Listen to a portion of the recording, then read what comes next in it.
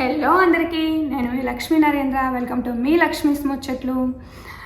రేపు వారాహి అమ్మవారి నవరాత్రులు స్టార్ట్ అవబోతున్నాయి కదా. సో నేను ఆ వ్రతం చేసుకోవాలనుకుంటున్నాను. దానికి కావాల్సిన పూజా సామాన్ అంతా బజారులు తెచ్చుకున్నాను.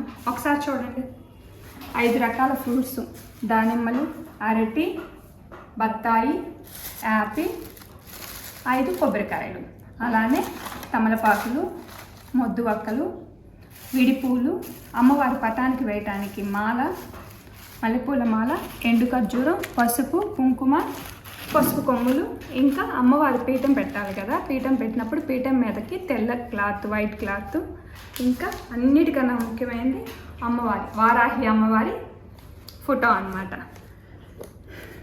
చాలా చక్కగా ఉంది కదా ఫోటో. సో అమ్మవారి పూజ సింపుల్గా ఎలా చేసుకోవాలి అనేది చెప్తాను నేను.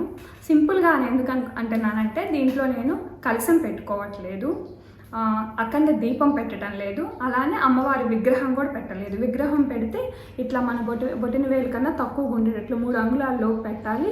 ఆ విగ్రహానికి కూడా మనం పంచామృతాలతో అభిషేకం కంపల్సరీ చేయాలి. అప్పుడు పూజ కాస్త క్రిటికల్ అవుతుంది కాబట్టి సింపుల్ వేలో నేను పూజ చేసేసుకుంటున్నాను. వీటికి కొన్ని నియమ నిష్టలు ఉన్నాయి అన్నమాట. అవి ఖచ్చితంగా పాటించి తీరాలి. ఫస్ట్ ఈ 9 రోజులు అమ్మవారి ఈ నవరాత్రులు వచ్చేటప్పటికి ఆషాఢం అమావాస్య వెళ్ళినాక వచ్చే పాడ్యమి రోజు నుంచి, ఆషాఢ శుక్ర పాడ్యమి నుంచి స్టార్ట్ అవుతుంది. అంటే 6వ తారీఖు జూన్ 6 నుంచి 15 వరకు ఈ 9 రోజులు నవరాత్రులు ఉంటాయి. వీటిని గుప్త నవరాత్రులు అని కూడా అంటారు. దీనిలో మనం ముఖ్యంగా వ్రతం చేసుకోవాల్సిన వాళ్ళు పాటించాల్సిన నియమాలు ఏంటంటే, ఫస్ట్ ఈ 9 రోజులు చెప్పులు వేసుకోకూడదు, మాంసాహారం ముట్టకూడదు, బ్రహ్మచర్యం పాటించాలి, నేల పడక మాత్రమే వేయాలి, ఒంటిపూట భోజనం, ఇలా కొన్ని నియమాలు. ముఖ్యంగా ఎదుటి వాళ్ళని దూషించడం, ఇంకొకరి గురించి చెడుగా మాట్లాడటం అనేది అస్సలు చేయకూడదు. ఈ నియమాలను ఖచ్చితంగా పాటించేటట్లయితే మాత్రమే ఈ వ్రతం చేసుకోవాలి. సో అమావాస్య గడియలు వెళ్ళిపోయినాక చక్కగా ఇల్లంతా క్లీన్ చేసుకొని మంచిగా పూజ ఆరంభించుకోవచ్చు. 2 పూట్ల దీపారాజన అనేది కంపల్సరీ. అమ్మవారి పూజ ఎప్పుడైనా సూర్యాస్తమయం తర్వాత, సాయంత్రం 6:30 తర్వాత నుంచి చేసుకోవాలి. చాలామంది 9 నుంచి 11 లోపు చేసుకుంటారు. అమ్మవారి వ్రతం చేసేటప్పుడు ఈ 9 రోజులు ఖచ్చితంగా ప్రతిరోజు లలిత అమ్మవారి సహస్రనామం అనేది కంపల్సరీ చదువుకోవాలి. ఒకవేళ చదువుకోవటం కుదరని వాళ్ళు కనీసం వినండి. అది కూడా కుదరని వాళ్ళు 2 మంత్రాలు ఉన్నాయి. సింపుల్గా మీకు ఏ మంత్రం ఇష్టమైతే అది 108 సార్లు. అది ఒకటి వచ్చి ఓం వారాహ వదనాయ నమః. సెకండ్ మంత్రం వచ్చి ఓం హ్రీం శ్లీం ఓం వరాహ నమః. ఈ 2 మంత్రాలు నేను డిస్క్రిప్షన్లో మెన్షన్ చేస్తాను, చూసుకొని మీకు ఏది ఈజీగా ఉంటే అది 108 సార్లు అనేది ఖచ్చితంగా పూజా టైంలో చదువుకోండి.